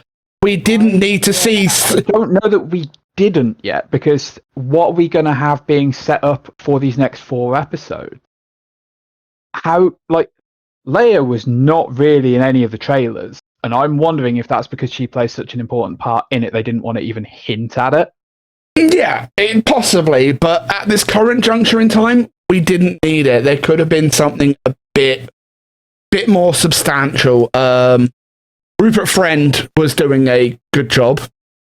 And I know that he got a lot of flack for looking the way he does and the way his Inquisitor or Grand Inquisitor looks, because looks nothing like what we were expecting. But then again, you physically look at the profiles of Rupert Friend compared to what he is truly meant to look like. That's not happening. That's just not happening. Izzy Westy. That is a big question. I doubt it. I highly doubt he's dead. Canonically, isn't he in he Rebels? dies later. Yeah. Now, Yeah. I Is think Rebels canon now? Yes, Rebels is 100% canon. The Clone Wars animated series is, and so is Rebels. It is all I just canon. wanted to make sure we just Because and up in Rebels, and Rebels is set much closer to Episode 4 than this is. it's later, and so that is just setting up the third sister to be even shitter at her job than is currently being shown, because she's let Obi-Wan escape and failed to kill her boss. Yep. I am. He's going to pop up later and then have a fight with Kanan Jarrus. Yeah, I am half expecting to see Vader rip her apart. I hope so. So do I. I also don't hope so. I really didn't want Vader to be in this. I mean, we know he's going to be. Oh, we always knew he was going to be because Hayden Christensen's been everywhere. Yeah, exactly. Yeah, he will actually fight. Why? He is actually going to possibly be fighting Obi-Wan because he has been doing training in the suit to move around, and he's been saying it. I don't think he'll fight Obi-Wan. I don't think they're not destined to meet until They're not, but episode 4, so I don't think they'd fuck around with that much of the canon, or that particular part of the canon, because you don't touch I think we'll see Vader, and hopefully he's doing other things. Hopefully, yes. Fighting Obi-Wan. But they have got the wiggle room of they can, because the line from the first, the first proper one is that's the presence I haven't felt since, and then he just marches off. So he doesn't actually say when he's last felt his old master's presence. He never actually says it. I genuinely don't think they'll have Vader fighting Anakin in this. I really hope that they don't, because that'll just top all of my childhood memories. I hope they don't. I'm kind of hoping that they bring Maul into this a little bit, because Maul is still kicking around. So, because if you have a job doing that without further stepping on Rebels, and I don't think it makes a lot of sense to do so.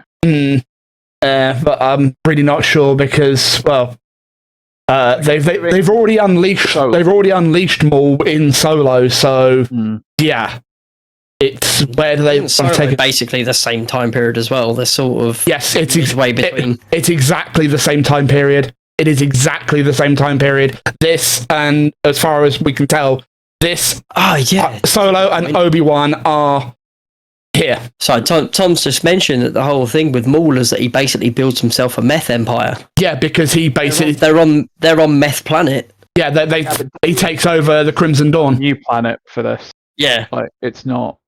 Although then again, they're now off Dayu as well. So yeah, because he takes over the Crimson Dawn, because Crimson Dawn are part of his syndicate, along with name's gone out of it. Main spice people throughout the thingy, Pikes. Yeah, he controls the Pikes as well, or part of the Pikes. Because I don't think he actually control the entire Pikes. That's like trying to control the entire Hutt. Yeah, you can't. It's too fast. Yes, you can wipe them out. Okay, come on then, Kingsley. My biggest takeaway from this conversation is you're all nerds. Yes, absolutely. Yeah, you got these magazines. How impressed was everyone? Ahsoka, the actual bustling marketplace that had real physical props and things that people could be interacting with, rather than fucking like nothing but CGI. I like that. Proper Anakin Skywalker. Yeah, I was gonna say, because look, that's shelf behind me. That's all Star Wars. There's just all Star Wars comic books and statues and more comic books. Yeah, and then like you can't really see it on the top shelf, but there's like Star Wars Lego. You can just about see the gold box that is the 3 VHS tapes of the 97 special editions. I love those tapes. He does control the Black Sun and the Hutt family. He kind of controls the Hutt family, but also not at the same time. But yes, he does control the Black Sun, but then again, he basically decimates the Black Sun. Yeah, so I fucking love Star Wars. Yeah, I will say that one of the worst fandoms I have ever had the fucking misfortune to deal with is Star Wars fans. Did he murder most of the Hutt family? Westy's saying. He did. He did murder most of them. He obviously did not murder Jabba, and Jabba was the head of it. Whereas with the Black Suns, he didn't. Not Avar Centrus. That's the other one. Savage Opress. He beheaded all of them. Pretty much in one go. Double-ended lightsaber. They're all sat at a table. Evil name for someone. Let's call him Savage Opress. Yeah, but they pronounce it Savage.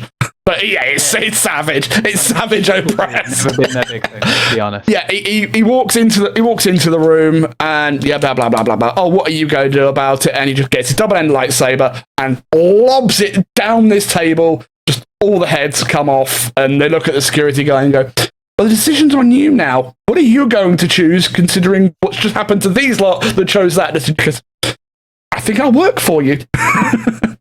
So yeah, he also took over the Death Watch. He worked with the Death Watch and was controlling a lot of them.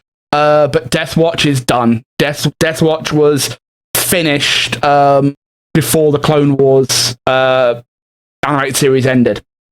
So Death Watch has already gone. Wrong. Like, you're all proper nerds. Yeah. Yes. Yeah. And because I'm just shocked by the amount of Star Wars knowledge in this current chat. yeah, because you know it's over because you got Sabine's sister trying to take on Darth Maul and kick him off of Mandalore. So, and she was in Death Watch. She was one of the main ones. So yeah, Clan Red, and you had Clan Vizsla as well, because Vizsla was the main protagonist. John Favreau voiced. Yeah. I can see the live training from Alex's eyes. Oh, I'm sorry. It's genuinely interesting. I like the new canon a lot. It's done some good stuff. Yeah, all I'll say about the old... It's thankfully covered up some of the truly shockingly shit parts of the old canon that should A lot of the old definitely be canon forgotten. was basically just fanfics, let's be honest. Oh, some of it yeah. was. But some of it was. I haven't read it yet, but there is a book. I can't remember what the name of the book is, but it's the one where Han and Leia finally hook up, and apparently it's one of the worst written books in history, let alone one of the worst written Star Wars books. I mean, it could be Ready Player 2. Like, I don't think anything really trolls the depths of some of brevity. the old Star Wars books. No, Westy, no. Ready Player 2. I've having read Ready Player 2 and having read some of the older Star Wars books, they are about on par. Right, no, I've got to have a go at Westy in the chat here. He's saying Vizsla was his name, but he was Clan Ren. He was not Clan Ren. You had Clan Vizsla and you had Clan Ren. They were basically going tooth and nail and claw at each other for many, many years. They were the two big clans on Mandalore. You did end up with a Vizsla working with Clan Ren in Rebels, but that was basically because he was forced to. He wasn't very welcome in our home at all. So yeah, bugger off on that one. And yes, I have not got Wikipedia or anything out on here. This is all by memory, and I know that you're cheating, West, more than likely, because that's just the kind of person you are. Yeah. Though I love you, Liz. Wikipedia. Gorilla is right. Thank you. Nice. Thank you. Yeah, do not try and beat me on Clone Wars. Do not. Some of the old canon is great. The original Thrawn trilogy is amazing. That's a point. I've only read one or two of the X-Wing books, but they were pretty decent. That's a point. One trilogy isn't technically non-canon because it takes place in an area and time that superseded. Yeah, they're outside of the galaxy. Instead, was they actually rewrote the Thrawn trilogy for the new canon. Yeah, do you think we might get to see Thrawn? I hope so. He's cool. I mean, we're going to see him at some point, but I think he might make an appearance. Other bits. So, trying to remember his name. There is one of the Jedi people who gets taken over by a Sith ghost, gets hold of a ship called the Sun Crusher, blows up a sun that destroys a planet, but later on all is forgiven because he feels really bad about it, and there was a Sith ghost talking to him at the time. I mean, if you're taken over and possessed I think it's some kind of spirit, Exarchun. then it's not exactly your fault. No, that's the thing, is he wasn't really possessed. It was just that the spirit was going, "Go on, do it. Go on, do the bad things. I'm a Sith. I know what good stuff is. Go on, do it. Do the bad things, man. Yeah, that's right. Blow up the sun. Oh shit, man. Kill the planet. What a shame. They probably deserved it though, didn't they? But that's the thing that you can say a lot about Star Wars is they love blowing up suns and planets. It started getting excessive and really dumb. And I always hated that this guy literally destroys an entire goddamn planet, and everyone's like, sorry man, that wasn't too good, but we forgive you because it turns out you're actually a nice guy. Aye. You know, we won't charge you with the crime of killing several billion people or anything because we forgive you. It's fine. You were in a bad place, man. We've all been there. We've all been in a kind of, where we just want to fuck the world. You just actually did it. So, yeah. But that's the thing. Star Wars can be very much like that. I mean, look at the Jedi Order. When they forgave, and his name just popped out of my head. Oh, I hate this. You know when you're about to say someone's name and it goes... And just goes away. It's just literally done that. Game, video? It's part of canon. Guy with a mask on his face. He was one of the masters. Oh, shit. But you forgot his name. Is it Jeff? I don't think it was Jeff, but he was the only one that used Force lightning from the Jedi side because it was frowned upon as being a dark side power. Yeah, exactly. His name's there, but it's not there. So Kip Durran was the dude who killed a bunch of people and was like, my bad. There were bad things. Thank you, Westy. Plo Koon. Thank you, Westy. It had gone. And yeah, he used Force lightning to save a child and a woman because the child had been kidnapped, and he didn't use it out of a place of anger. He was in control the whole time. And yeah, he went back to the Jedi Order, and they were the council were sort of very naughty for doing this. Are you going to do it again?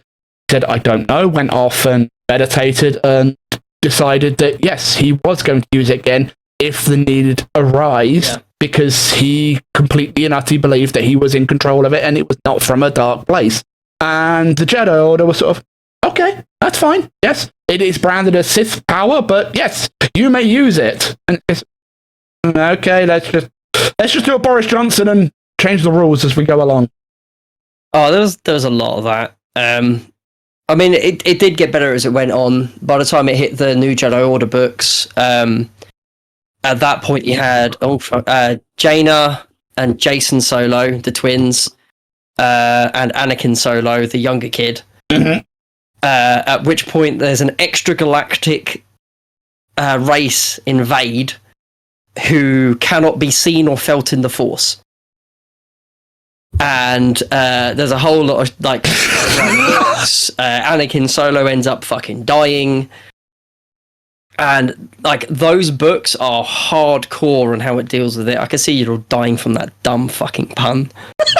Just to let you know, everyone, Kingsley, our replaced thing, has gone, I bet it shocked the council. And then he's tried following it up, but just completely fallen flat on his face, so they went on strike. No, you peaked there, man. The first one where actually made me laugh. You made me laugh with a pun. Don't carry on. You've won. Oh, but yeah, should we end this bit now? All right, horn going off. You're free to come back and listen if you did not want to hear anything about Star Wars or about Obi-Wan. So yeah, to be honest, there was 2 seconds to talk about Obi-Wan, and then the rest was about the extended universe. There is one thing I will say, and do I need to press the button again?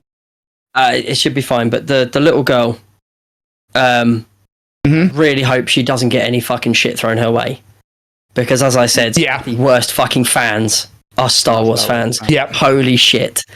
Yeah, I actually showed Leona a video earlier that I got it got linked. I think I saw it on Reddit last week sometime from Ahmed Best. Mhm. It's like a 10-minute long video, and it's of him talking about the time. Basically, he said he used to walk along the Brooklyn Bridge, and this is when he was first getting started, and he loved it. He loved the Brooklyn Bridge because as you're going across, you see all the lights of Manhattan, and he's just like, it's amazing. Like, humans have built this stuff. This is crazy. And then he was working on Stomp at the time and got picked up for Star Wars to play Jar Jar Binks. And he was like, it's mad. Like, I'm in Star Wars now. This is awesome. And went through all the stuff, and he was really enjoying it. And like, they were basically having to invent technologies to get Jar Jar Binks to work on screen at the same time he was filming as Jar Jar Binks and going through all this stuff. And then the film came out, and the abuse that was thrown at him for years just wore down on him. And then there was just a point where he was walking across the Brooklyn Bridge, and it was foggy, and he just couldn't see anything, and he just went, oh, fuck it then. Climbed out on the girder and went off to the edge and just kind of stood there, and was like, he said he remembered the year before he'd gone skydiving, and he was like, you know what, if this chute doesn't open, it's cool. I've had a good life. It's all right. It's not right. And he said it was at the same point, standing there on the edge of the Brooklyn Bridge, looking down at the river, and he was just like, I don't know. And then a gust of wind come across and knocked him, and he freaked and grabbed the girder, and he was like, well, crap, if I'm grabbing this girder, I must not be wanting to go through with this. This isn't my day.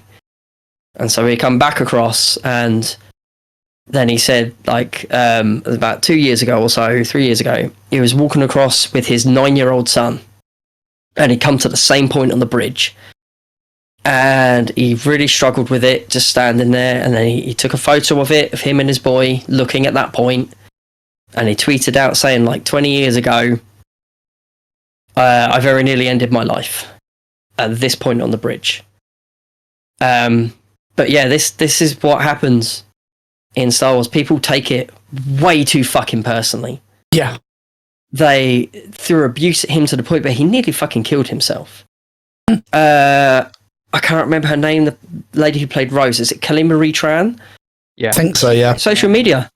She had to fucking just leave social media because of the abuse she got for her character she played. Yeah. And I did. It's the same across all fandoms, though. Like, fandoms are the worst. Yeah. I've seen bad, but the problem Fans are is fine. the biggest Stands issue. are a big issue. Oh, no. See, the biggest issue with Star Wars fans is that there's so fucking many of them. Mm-hmm. There are other media properties that are bad, but they're bad in lower numbers. It's the problem with all of them, though. Star Wars fandom is so massive that the same issues in other fandoms get fucking magnified. The main problem is that I didn't want it to be this way, and my opinion counts. But your opinion doesn't count because you didn't write it. You weren't in the writer's room when it was written. You have no opinion on this. Anonymity and a platform. Yeah. The biggest problem. And the thing is that people have to remember that, yes, you may be sat behind your keyboard and being a keyboard warrior. Even things that you type can cut really, really deeply. And that actually brings me on nicely to the NHL. Thank you for that. Because recently, you've had the St. Louis... you've had the St. Louis Blues versus Colorado Avalanche for one of the biggest prizes in North American sports, especially in ice hockey.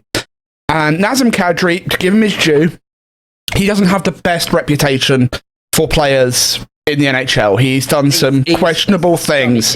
He can be a very scummy git. And I am Colorado Avalanche, which Nazem plays for. And as you can probably guess from his name, Nazem is of mixed heritage. He accidentally, and it was proved to be accidentally by the league, they looked at it and they are more than happy. Pumped him into Mike Smith. No, into Jordan Binnington. Jordan Binnington. Binnington. And Binnington was on fire. Binnington was absolutely playing out of his mind. So, and it got proved by the league because they investigated that it was an accident, and they're more than happy to ban Kadri. More than happy to. These are multiple, like, multi-match bans. In the playoffs. When it matters the most. So the St. Louis fans, not all of them, some of them decided to send hateful messages to him and his family, including death threats. Get over yourselves. Don't be that asshole. Yes, sport matters to a lot of people, including myself. Would I ever think of doing that? No, because I'm a decent human being of sorts. And Zim Kadri's wife. So, are we sure about this? Kadri's wife actually posted a bunch of these up. Yeah. And not only that, but these aren't messages received on Kadri's account. Nope. These aren't messages received on Kadri's wife's account. Mm-hmm. I know. It's an account for their cat. Right? It's an account for their cat. And that is where some of these abusive messages were being sent. So she was like, fuck it. And she screenshot a whole bunch of them and put it all up on Twitter, including these people's names. And I was just like, this is the kind of shit that we are receiving over this. And they are not good. Yeah. I would read them out if it weren't for the fact that no bland off Twitch. No, that is how awful they are. I know that this podcast or podcast was your idea and my idea. I'd kick you off right now, and I wouldn't let you back. It's disgusting. It is. It's the lowest form of human life. In the absolute fucking mark of hilarity, apparently the sister of one of these assholes has put up and said, "Can you please stop doing this? Take his name down. He was drunk when he sent that. Why are you making him pay so much for a drunk mistake?" Because you made it. That's why. Even if you were intoxicated, now see, you are drunk and you drive a car and you crash it, you're still responsible. Yeah. If you're drunk and you punch someone in the face, interestingly, you're still fucking responsible. So if you're drunk and you hop on Instagram, diminished responsibility is actually a factor of things. Yeah, okay, diminished responsibility. You're still responsible. Yeah. And not only that, but alcohol is a thing it is known to remove your inhibitions. And remove filters. It means that this guy is highlighting you're a racist asshole. Yeah, so this guy is a racist asshole who just manages to hide it during the day. Yeah, and good on Nazem Kadri. He came back in the very next game and scored a hat-trick. That is the way to stick your middle finger up at all the racists and everything else. Shit out of me, because he's basically Marchand 2.0. Because he's got the skill to back up being a knobhead. Yeah, he does. But well done you, Nazem. You didn't deserve that. And just bear in mind that what you say or type, you have no idea what that's going to do. No idea. On the other end. Yeah, the actual human being. The amount of times I write out a response on Facebook from something some idiot has said, and I let my tongue go, and I write it out, I read it back, and go, right, I've got that out of my system now. Delete. I never actually press enter, because I'm very careful on social media. I don't, except obviously on here, where I pretty much say whatever pops into my head. But if I'm typing something, I'm very careful. I don't want to truly upset someone if I don't really feel I have to. And can't sleep. There is someone wrong on the internet. No, I'm happy to correct a motherfucker. I am in certain instances. But I won't attack said motherfucker. Yeah, that's the problem with me. When I start correcting or pointing something out, it can very easily lead to me attacking. So I'm very careful. Tone in written correspondence. Like, you can politely inform someone of the correct thing, and they can take it 100% the wrong way, and then it just spirals down into your mama so fat. Yeah. I mean, you go through my phone, look at some of my texts to my friends that are just, fuck you, you nasty whatever. And it's purely meant in jest because we've just spoken on the phone or just done something on the internet playing a game or what have you. Go back through the Discord messages you sent me. Exactly. But there was a tone to it, and you kind of understood that. Doing it to a complete stranger over the internet, you have no reference from that. It's like you slightly can with the handwritten letter, but even that still has the same fundamental problem of you can't see that I'm writing this with a big smile on my face going, you stupid dickhead. So, yeah, the abuse you've given to me over the years, yeah, well, you kind of brought that on yourself, Westy. I'm sorry. You came into an established group of friends playing Call of Duty and started running your 21-year-old mouth. So, yeah, and you decided to pick on the mouthiest git there, i.e. me. So, and you also annoyed Oven as well, which, yeah, that was your downfall there, mate. You annoyed the sarkiest bastard on the planet. But I do love you, mate, and you know I do. So, you're just fun to abuse, and you give as good as you get. But that's different. There's a relationship there. It's not like I was just sending you random messages because you did something I didn't like in a sports game, or you did something on a TV show I didn't like. They acted wrong for what I wanted it to be. Yeah, I did. The next time you technically dick him on Star Wars, you can expect some more hatred. Oh yeah, but yeah, I don't get everything right because there's too much to know in Star Wars. So there's now 2 sets of canon as well, which is awesome.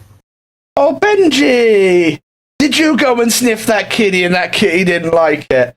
Sorry, for reference, ladies and gentlemen, I am currently looking after our best friend's dog, who doesn't live with cats, and he forgets that the cats are here every now and again, and then he'll see the cat and go, "Oh, what are you? I must go over and sniff you." And the cats are fine with dogs, they live with 2, but he gets really, really curious, and quite literally, his nose doesn't have to be touching the cat, it has to be inside of the cat. So, and I have a feeling that he just violated the cat with his nose, so the cat violated him back with the claws. So, yeah. Yes, hello, Benji. Yes, hello. Which has now summoned the other 2 idiots. So, sorry for that. That is what that was.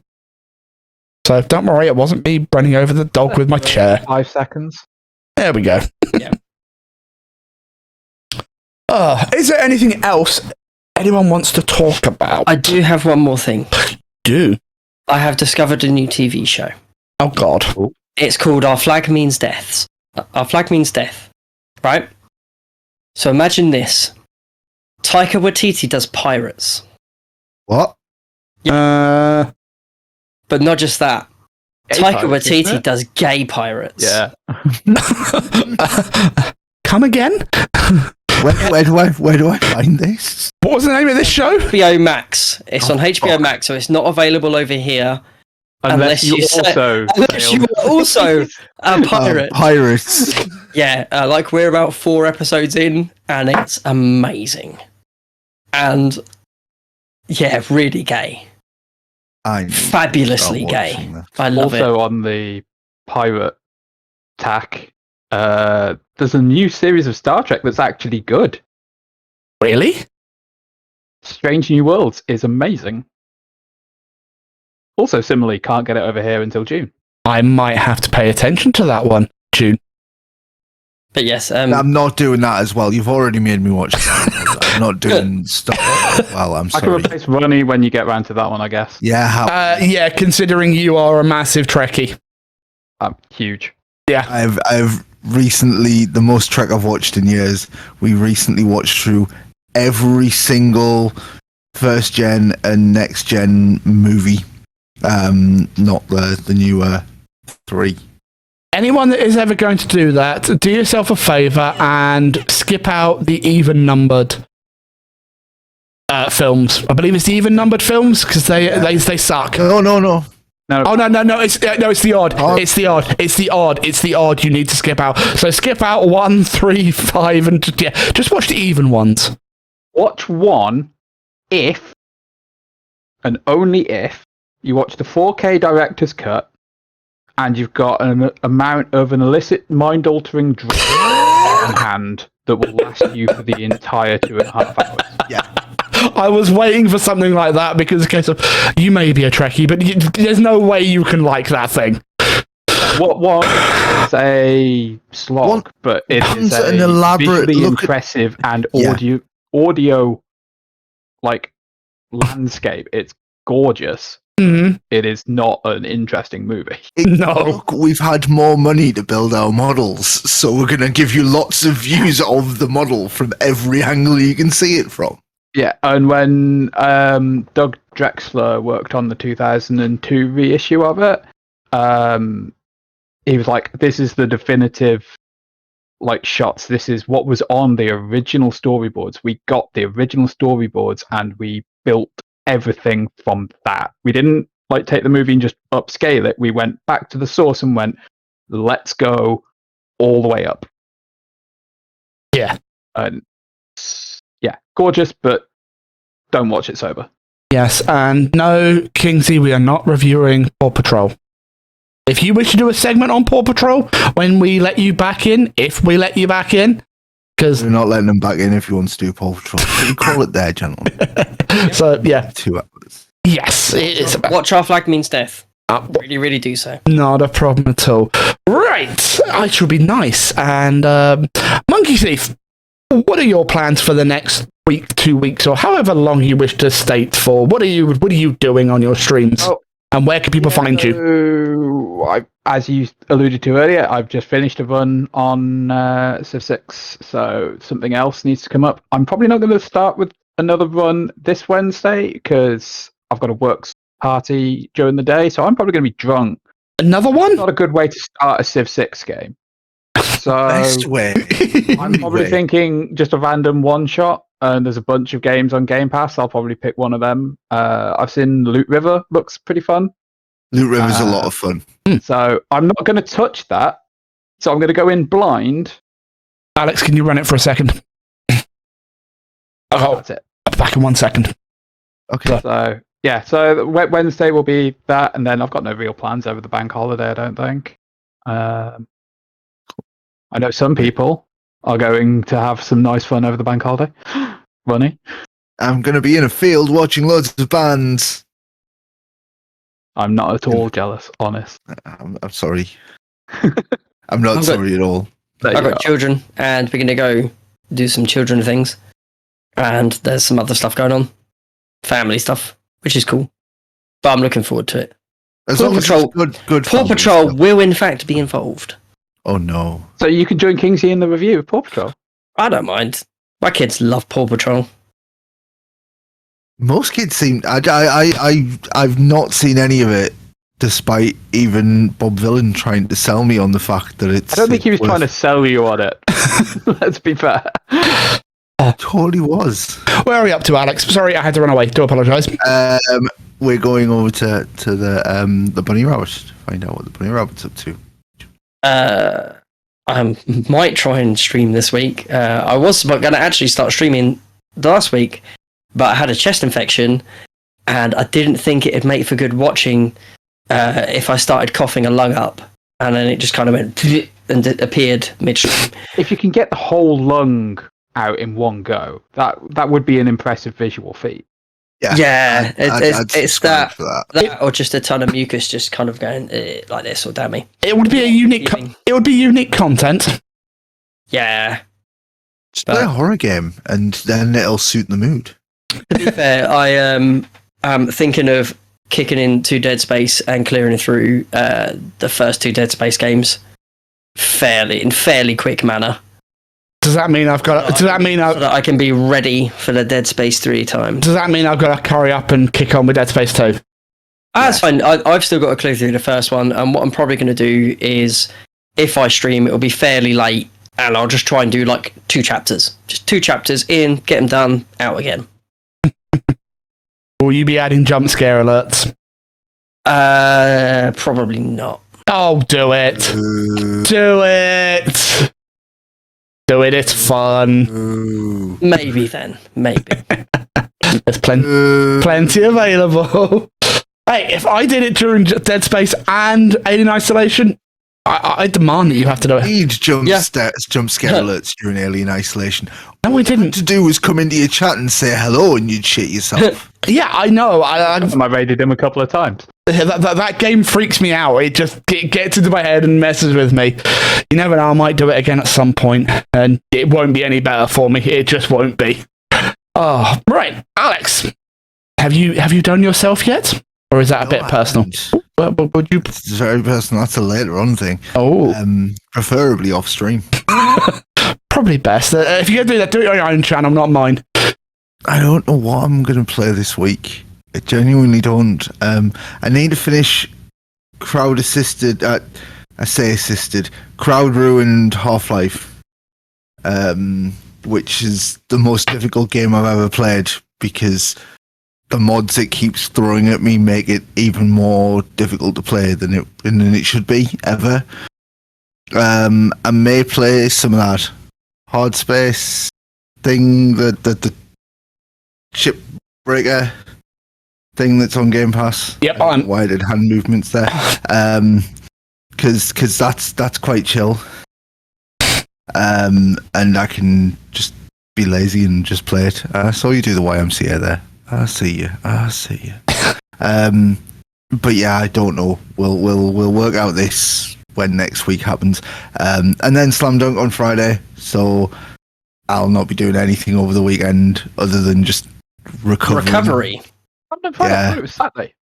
It's Friday for North, Saturday for because it's on my birthday. My wife. You can do it. Come to Slam Dunk North. It's on my birthday. God, you've got to now. Let's do playing. Got to now. Get public transport, but public transport. Have to have a word. Considering she's shot down Electric Callboy in Newcastle because she's got stuff on that day. Oh no! So I will not be joining you. Boo! More accurately, she's got something the next morning. But what about if we drive through and pick you up on the way through? I mean, I'd have to be back in Manchester and fit to drive by 10 a.m. on Sunday. When's the gig? Is it on Saturday, the gig? Yeah. Oh. If they're playing yeah. on Saturday and Manchester on Sunday. Basically, because of the timings on things, there's no way I'm able to do either. Kingsy's instantly in the chat going, where are you based? I can drive. Well, I will do things. Kingsy is desperate to get people to go to things. Yes. In Newcastle. I'd love to. I absolutely would have done if it weren't for the fact that she's got a tournament for her martial art that only comes around once every 2 years on the day after. Yeah, that's fairly important. Yeah. Right. Yeah, that's fairly important. So he's like, I don't drink, so I can drive early. Well, considering he was threatening to come down and pick me up in Southwest Wales to drive me to Manchester to go see Beartooth, yeah, Kingsley will do it. He's already pestered Pete for months about Slam Dunk, being like, well, I'll come and pick you up, and I'll take you there, it'll be fine. Yeah. But yeah, Kingsley, just outside Manchester is where I'm based. Gorilla, what about you? I will be back streaming tomorrow. Probably some more Horizon Zero Dawn because I'm playing that for the first time and it is beautiful and fantastic. Can you hurry up and finish South Park, please? On South Park, yes. I am going to probably start doing that again next, not the week coming, but the week after, because I'm going to go through and I'm going to get myself out of Mr. Slave, but I'm going to do that off cam. Because there's nothing on stream that will cause offense. Nothing in that game is designed to cause offense on stream. It's just I'm inside of someone's ass. I have been shrunk, and I'm in King South Park. Even that is a bit much for me. It's not. You'll be over and done with soon, and then be on to the next offensive thing in that game. Like, whatever you do, like, you will move on to something equally, if not more offensive than the previous bit of the game. And you've streamed the rest of it, so just get it over and done with and move on, and then we can all play South Park 2. The Fractured Butthole. Maybe, but I will think about it, but yes. I'll tell you what, if you do that, I may get you a copy of the second one, just because I'm waiting to watch you finish the first one, because it's too long since I've played it, and I'm enjoying it, and I can't be asked to play it all again because I've watched you play through 90% of it. Okay, right, I'll do that. Play the fucking game. I'll do Horizon Zero Dawn on Monday. Tuesday, I'll be doing something, I don't know what. It probably will not be South Park.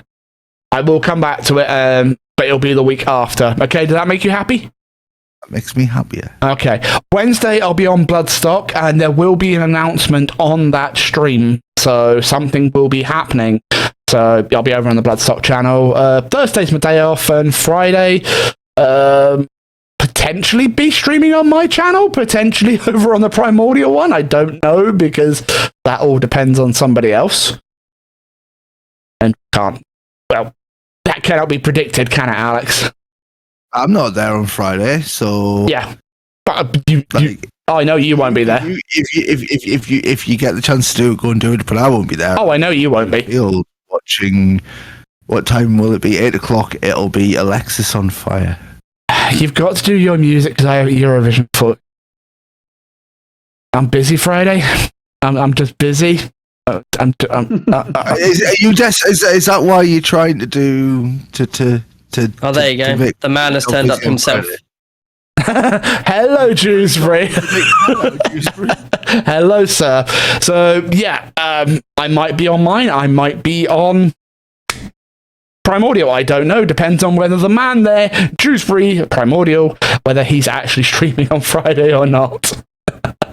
So, but yeah, you never know. So, and then yeah, we just roll around to Monday, because I don't do things on Saturday and Sunday because I have things to edit and things to do. So, and yes, he has his own Twitch account. So yeah, I take it that's everything. No one wants to talk about anything else. Oh, we've done the major points. Yeah, everything's good. Pretty much. Don't watch Our Flag Means Death. It's fabulously gay pirates. Okay, we will. So yeah, thank you, Monkey Thief, for filling in for Kingsy. So it's been a pleasure to have you. Never ever a problem. You never know, if you are prepared to be brave enough to come back, you can come back at some point. I suppose I can step into a place when he doesn't want to talk about a sci-fi TV show again. Well, at this rate, you might actually end up being permanent, because this little bitch is going off in the chat. Great outros, boys. Only took 15 minutes. You sucked. Welcome to the team, Monkey. Welcome. Congratulations. T-shirt in the post. Oh, right. Thank you, everyone. And we're going to end it there. So, yeah. Anyone listening to the audio version? Bye-bye.